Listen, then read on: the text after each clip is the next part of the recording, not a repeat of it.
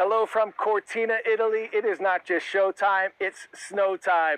Hope you're having a fantastic Friday. Happy Friday. And if you're following me on the socials, you probably see that I'm coming up with an Italian phrase of the day every day. And then we have that phrase in the United States, it's raining cats and dogs. I asked a local, what's the snow version of that? And they said, nevica bistecca. It's snowing steak. And yes, these flakes are as big as a steak. Incredible stuff. I'm Coy Wire. This is CNN 10. Let's get you your news for February 20th. Now, we brought you plenty of highlights from here at these Winter Olympic Games over the last 2 weeks, but today we want to focus on a part of the Games that can be easy to overlook, mental health, and how some of these athletes at these Games manage theirs while going for gold. Speed skating sensation Jordan Stolz has had a breakout year at these Games with 2 gold medals. And while he's acknowledged the immense pressure coming into these Games, Stolz has appeared to use it to his advantage as he skated into the history books. And we've told you about the amazing comeback by skier Mikaela Shiffrin, who endured years of heartbreak while missing the podium at consecutive Winter Games. But Shiffrin has not shied away from just how difficult this comeback has been, especially following the sudden passing of her dad in 2020. The 2026 gold medalist opened up to me about how she's fought to overcome adversity and reach the top of her sport once again. To be honest, I think it actually wasn't a moment that I had to really quiet much. It was all the work we'd done previously that I went into the race really prepared for anything. And I was so sure about the mentality that I wanted to have because my team has been driving it into my head, and I've been writing sticky notes on my mirrors and all of this like self-talk stuff. It's been more than I've ever done in my career, but in these couple weeks I really bought into the self-talk idea. And while we've seen history being made, there's been no shortage of heartbreak. Figure skater Amber Glenn, who already has 1 gold medal at these Games, was visibly emotional after struggling in the women's short program earlier this week.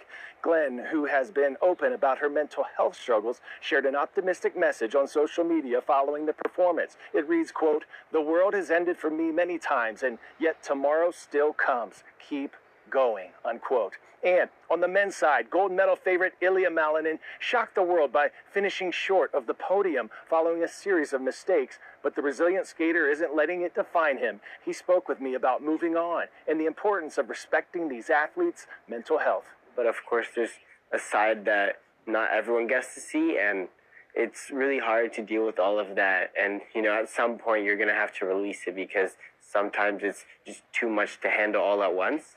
So it's, something that all of us athletes, I think, struggle with and, have to put up with, especially now with, social media and the attention we get, just the environments that we are in. It's not really a pleasant experience, but it's really what makes us human and what makes us truthful to ourselves.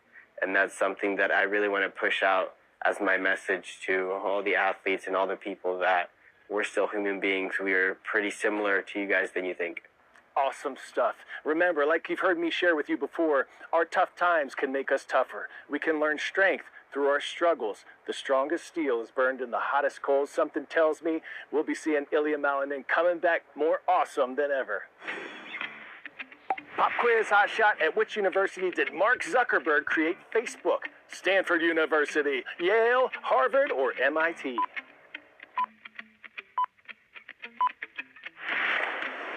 If you said Harvard, you are Ivy League. Originally called The Facebook, Zuckerberg created the site in 2004, but it was designed only for college students.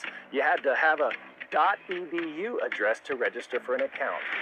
Mark Zuckerberg has been testifying in that landmark social media trial we've been telling you about, and the outcome could lay the groundwork for hundreds of other cases.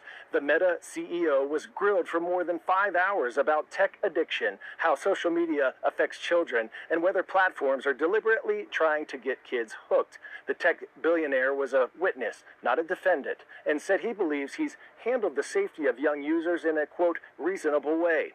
Meta owns Instagram, which is one of the defendants in the lawsuit, along with YouTube. Our Claire Duffy has the details. Hi, Claire. Yeah, a huge moment in this trial today with Mark Zuckerberg trying to make the case that he and the company have not put profits over the safety of young users. And we saw some testy moments as he was questioned about what Meta has known about the risks to young users and whether it's done enough to mitigate those risks. He was asked, for example, about users under the age of 13 accessing Instagram in violation of its policies. He was also asked about beauty filters on Instagram, which experts that Meta consulted with said could be harmful for young people. And Zuckerberg talked about the need to balance safety with considerations like privacy and freedom of expression.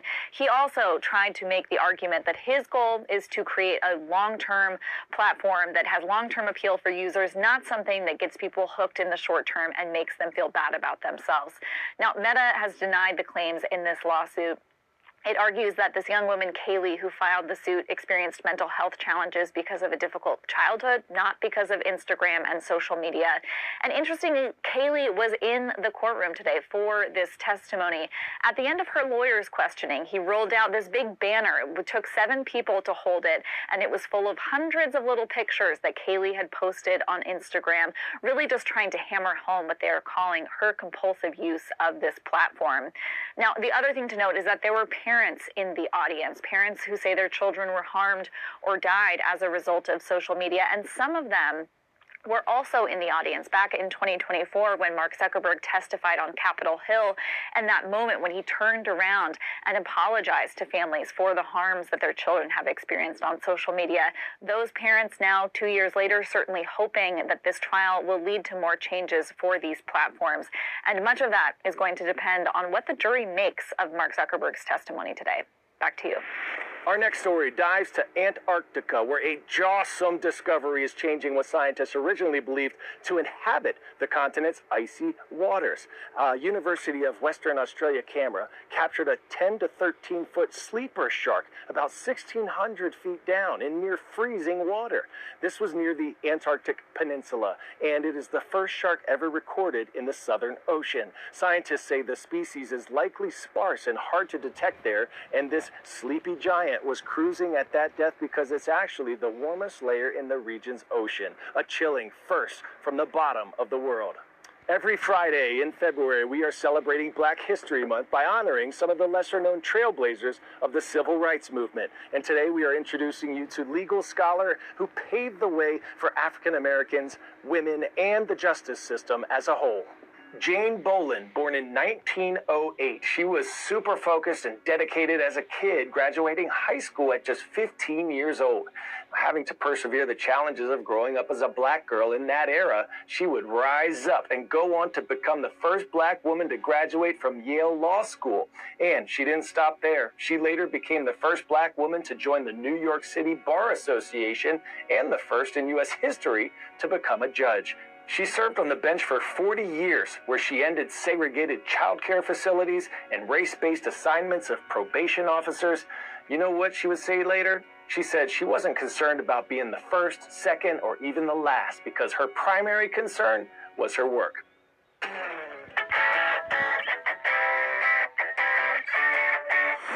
Today's story getting a 10 out of 10.